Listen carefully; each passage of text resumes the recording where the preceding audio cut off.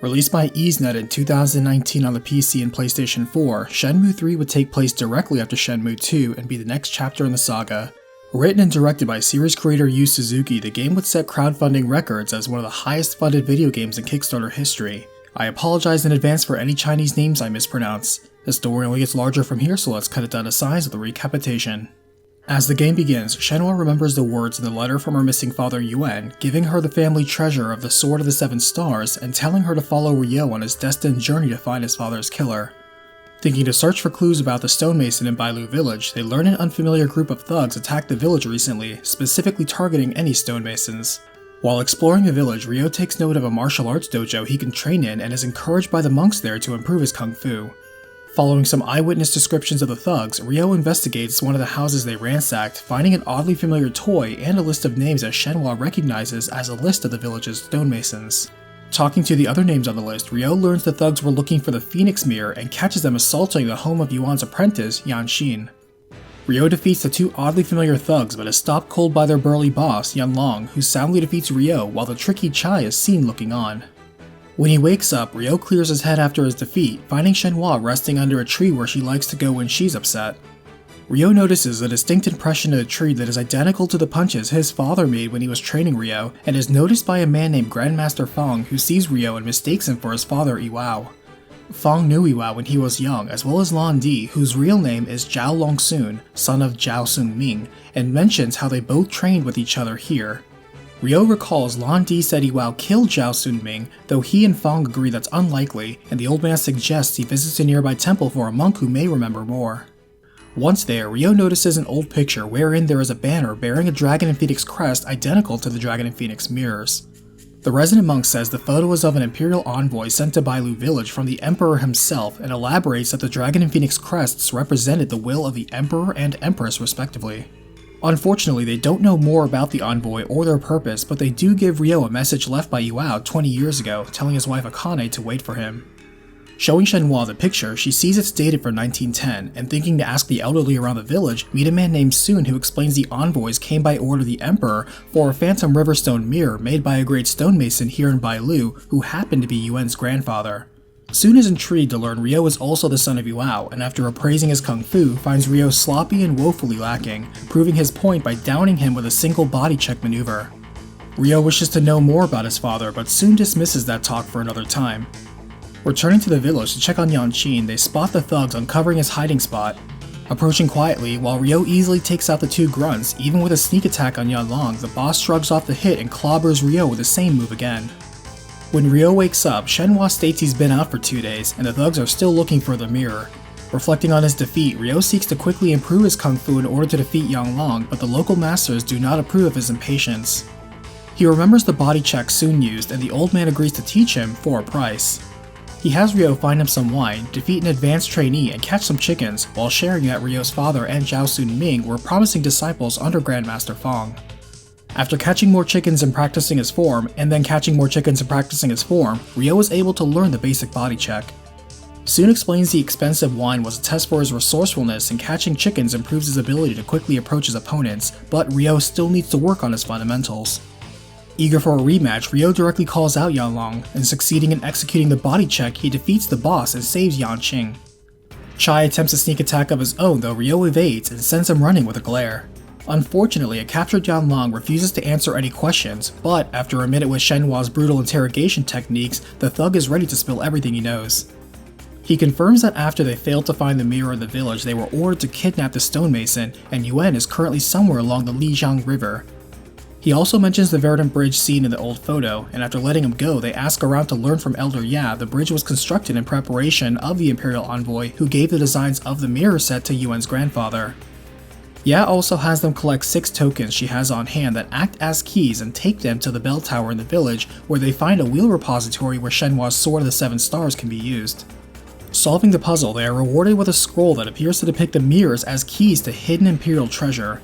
There is also a distinct rock cave and cormorant fisherman that Ya firmly believes describes the port town of Niawu along the Lijiang River. Finally, a rock cliff formation seems to be the location of the treasure itself, and as they leave to process what they've learned, Chai leaps down and steals away their treasure map. Quickly, they goad him into a fight, and upon beating him, learn that Yuan has been taken to Niawu for certain. Acknowledging the next leg of their journey takes them to the port town, Ryo and Shenhua take a boat to Niawu.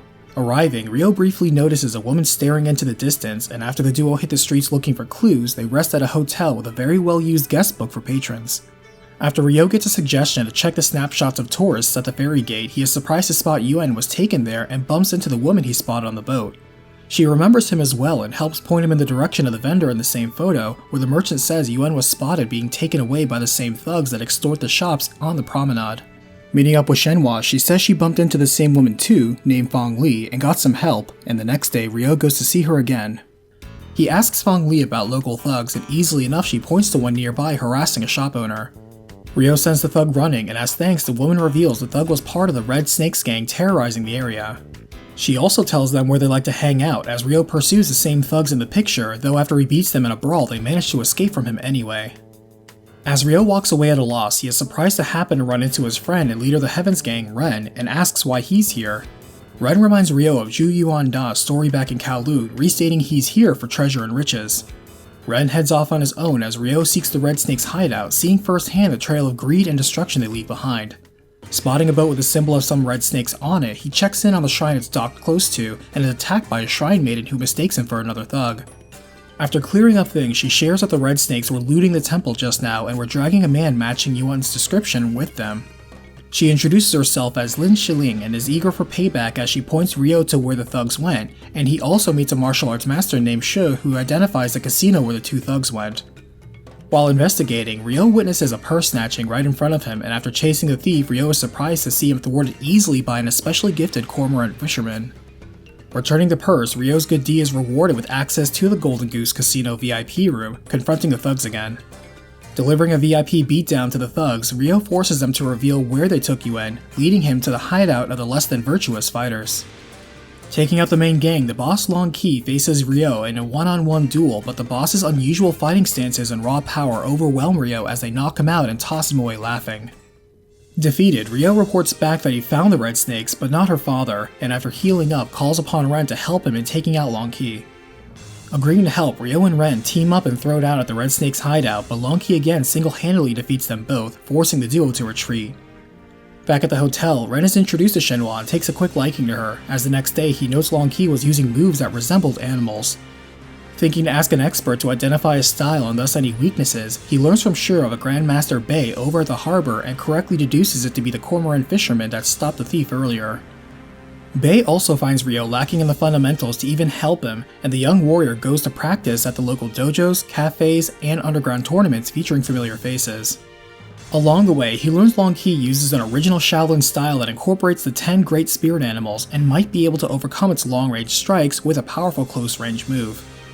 Learning of the reverse body check, Ryo takes it to Bei to figure out its complete form, and after proving what he's learned with his training, is able to execute it at a basic level.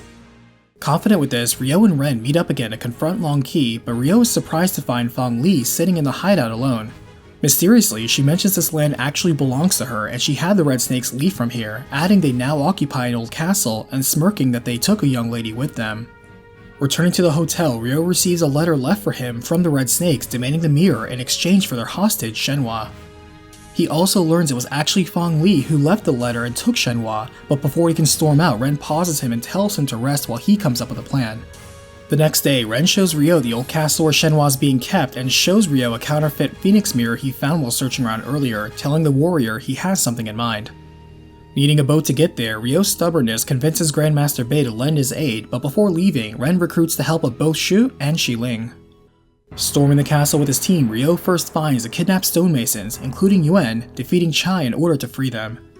Next, Ren and Ryo barge into an ornate room where they find a mysterious woman in red that Ryo recognizes as Fong Li's true identity this entire time, whose real name is Niao Sun, one of the 4 leaders of the Chio men like Lan Di.